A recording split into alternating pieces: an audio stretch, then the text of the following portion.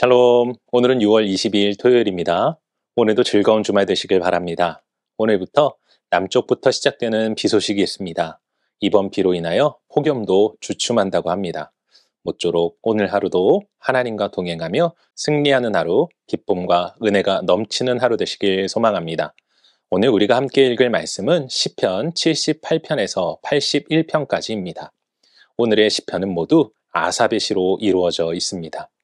78편은 아삽의 마스길로, 시인은 하나님의 선하심에도 불구하고 이스라엘의 지난 역사를 회고하는 가운데 선조들의 완고함이 초래했던 재난을 거울 삼아 하나님께 대한 순종을 촉구하는 교훈시입니다. 시인은 과거의 범죄를 반복하지 말 것을 경고하며 독려합니다. 79편은 예루살렘이 바벨론의 침략을 당해 멸망한 이후로 추정합니다. 범죄한 이스라엘이 적국의 침략을 당해 멸망한 상황에서 회개하며 하나님의 용서와 구원을 호소하는 시입니다. 시인은 이방인들을 하나님의 진노로 심판하실 것과 하나님의 영광을 찬양하겠다는 서원을 드립니다. 80편의 시인은 이스라엘의 고난과 처참한 환경 가운데서 하나님께 긍휼과 은총을 간구하는 내용을 담고 있습니다. 마지막 81편은 이스라엘의 3대 절기인 장막절에 불렀던 찬송시입니다. 절기를 맞이하여 백성들에게 하나님을 찬양할 것을 권고하는 전반부와 하나님의 위대하신 구원 역사를 회고하며 하나님의 뜻에 항상 순종할 것을 촉구하는 후반부로 기록되어 있습니다.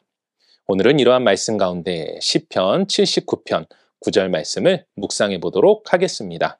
시편 79편 9절 함께 읽겠습니다. 우리 구원의 하나님이여 주의 이름의 영광스러운 행사를 위하여 우리를 도우시며 주의 이름을 증거하기 위하여 우리를 건지시며 우리 죄를 사하소서. 아멘. 성경의 말씀들은 어느 것 하나 소중하지 않은 것이 없습니다.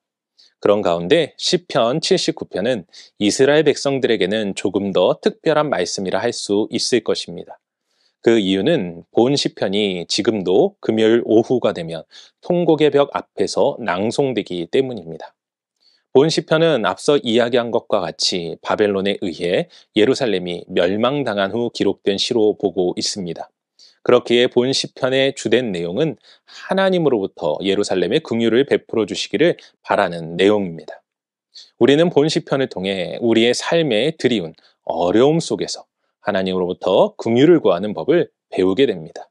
특별히 오늘 본문을 보면 시편 기자는 자신에게 베풀어 주실 긍휼과 은혜가 자신을 위해서가 아니라 하나님의 영광과 주님의 이름이 증거될 수 있기를 구하고 있는 것을 보게 됩니다. 이게 무슨 말입니까? 시편 기자는 자신에게 닥친 어려움마저도 하나님께서 도우심으로 하나님의 살아계심, 하나님의 영광, 주님의 이름을 증거하기 위한 도구로서 사용해 달라는 것입니다. 사랑하는 성도 여러분, 보통의 사람들은 자신의 문제가 해결되는 것이 중심입니다. 하지만 본 시편 기자는 자신의 문제가 해결되는 것도 중요하지만 그 가운데 하나님의 위대하심이 나타나길 소원한다는 것입니다. 오늘도 우리의 삶을 통하여 하나님의 위대하심과 능력이 나타나길 소망합니다.